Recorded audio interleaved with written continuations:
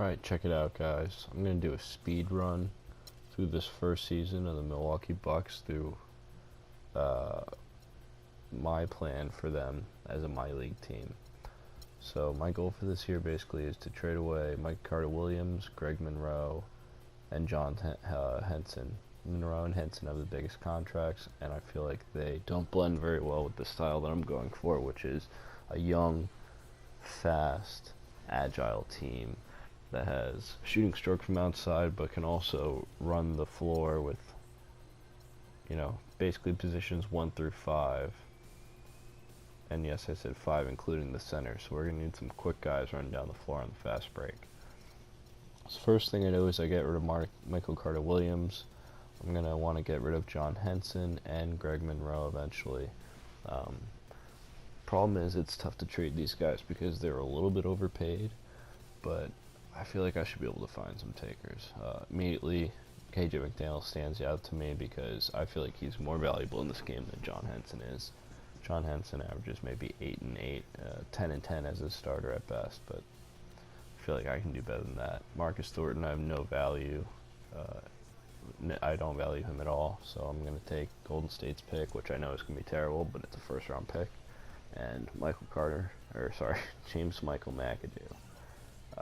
I like McAdoo out of UNC, and I feel like he might be able to be something special someday. So, with that, I'm going to trade away Greg Monroe, our free agent signing from last year.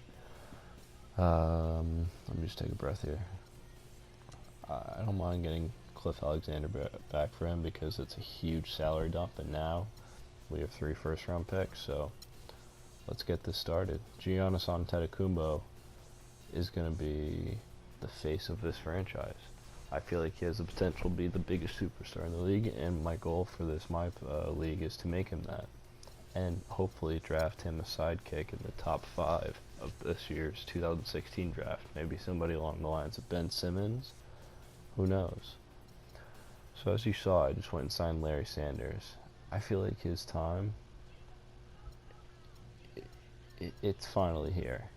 I mean, he had his time before, and yes, he retired, whatever. He had a little bit of an issue. But you know what? We signed him. He's going to get right to work in practice. Now check it out. Bayless is our starting point guard now, and he's been rifling these passes into Sanders all day in the first practice. Sanders can't help but have a field day on Miles Plumlee, who obviously can't stay with him. Yeah, I'm just going to make you my bitch right here. Obviously, he's going to fool Plumlee every time with this move.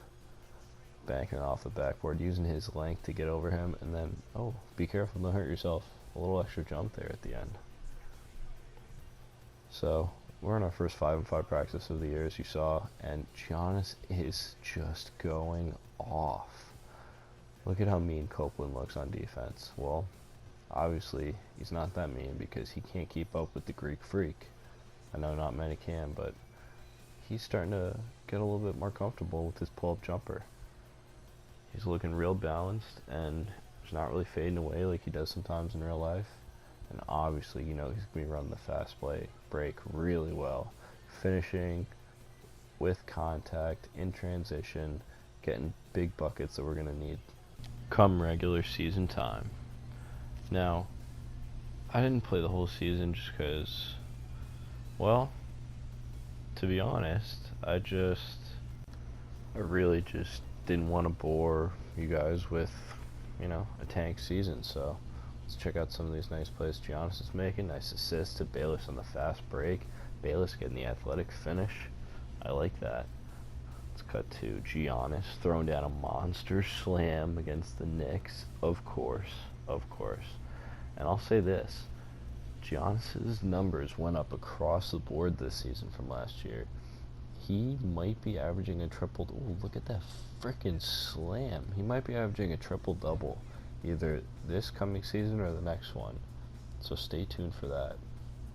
I'm just going to go to a nice close-up here. Hopefully you didn't notice my shitty editing in the middle there. And, oh, man, he just gets to the rim at will. He gets past his man like he's playing a game of capture the flag, just getting right by the guy. Alright, that was a terrible example, but you get what I'm saying.